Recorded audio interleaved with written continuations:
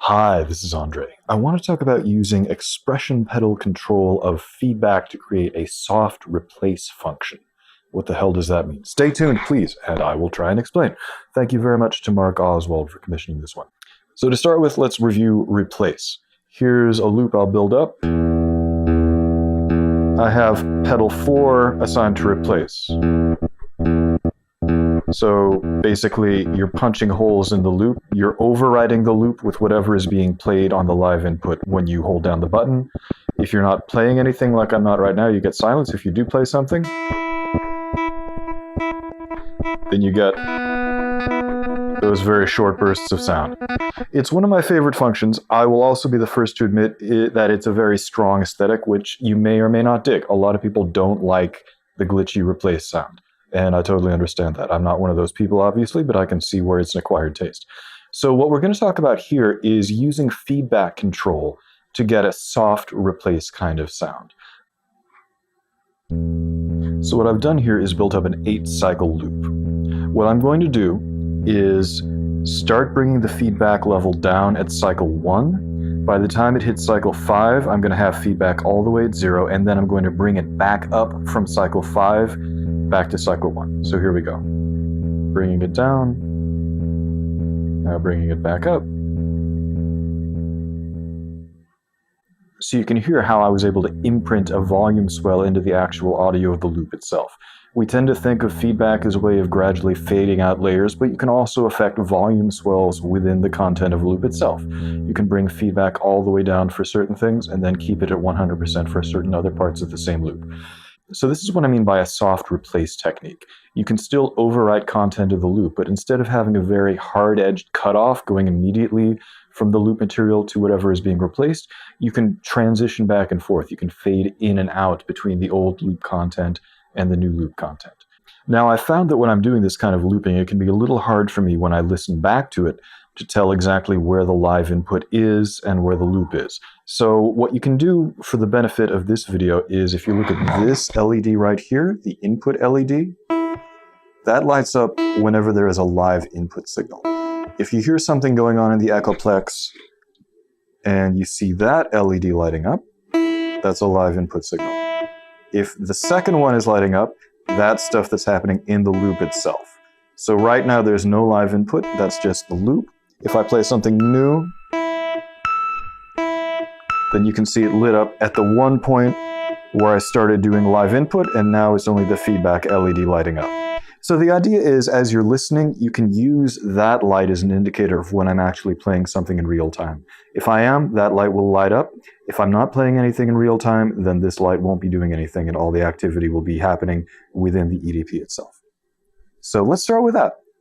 I'm going to leave overdub open. I'm going to multiply this out to 2 cycles just to give me a slightly longer loop length to work with. And I'm going to try and use feedback control for a soft replace effect.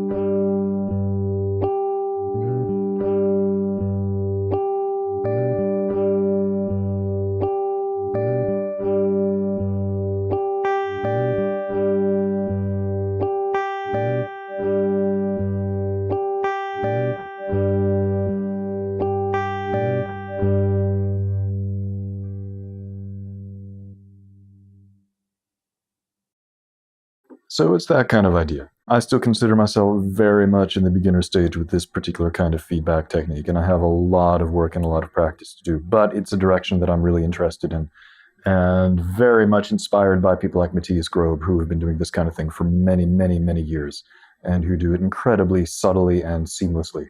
So a lot of work for me to do, but it's a way of using feedback that we don't typically associate with feedback. We tend to think about the classic, like, fade stuff out, and old layers of the loop gradually die away and decay while new layers are added on top, which is totally a great technique to use feedback for.